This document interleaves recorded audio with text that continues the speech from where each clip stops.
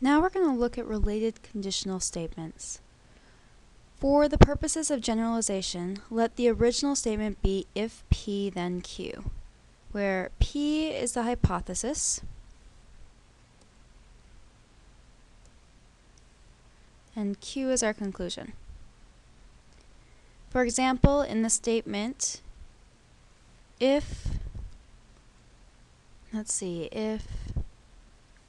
Sally owns a yellow lab, then Sally owns a dog.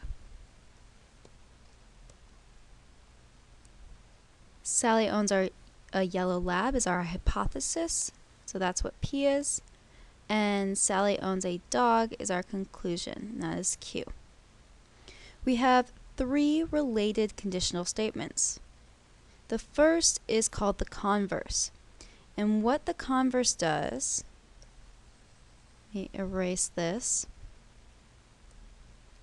The converse flips the hypothesis and conclusion. So if P then Q, then in the converse we have if Q then P. Next we'll look at the inverse. In the inverse we keep P and Q in their same positions, but we negate the hypothesis and conclusion. So we now have if not P, then not Q. Lastly, we have the contrapositive, and the contrapositive is a combination of both the converse and the inverse. It flips the roles of the hypothesis and the conclusion and negates both of them. So we flip hypothesis and conclusion and negate hypothesis and conclusion. Let's look at an example. You're given this statement. If you are a swimmer, then you are an athlete.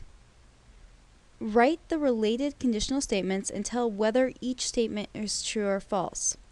So rewrite the conditional statement as given, determine whether that is true or false. Write the converse, determine whether that is true or false. Write the inverse, determine whether that is true or false. And write the contrapositive, determine whether that is true or false. Pause the video now, take some time to do that. When you're ready, resume the video and check your solutions.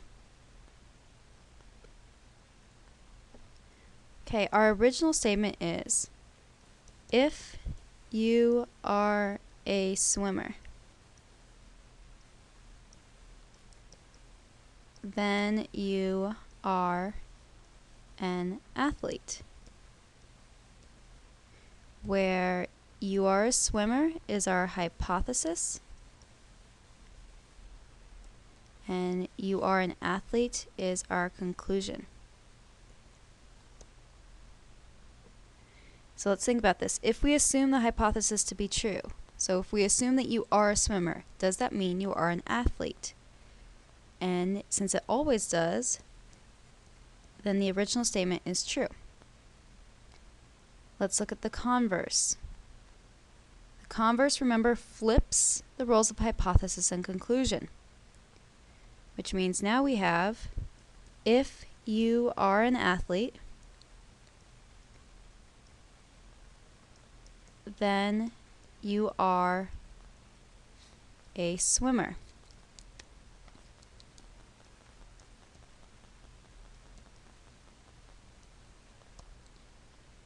Where now you are an athlete becomes our new hypothesis, and you are a swimmer is our new conclusion.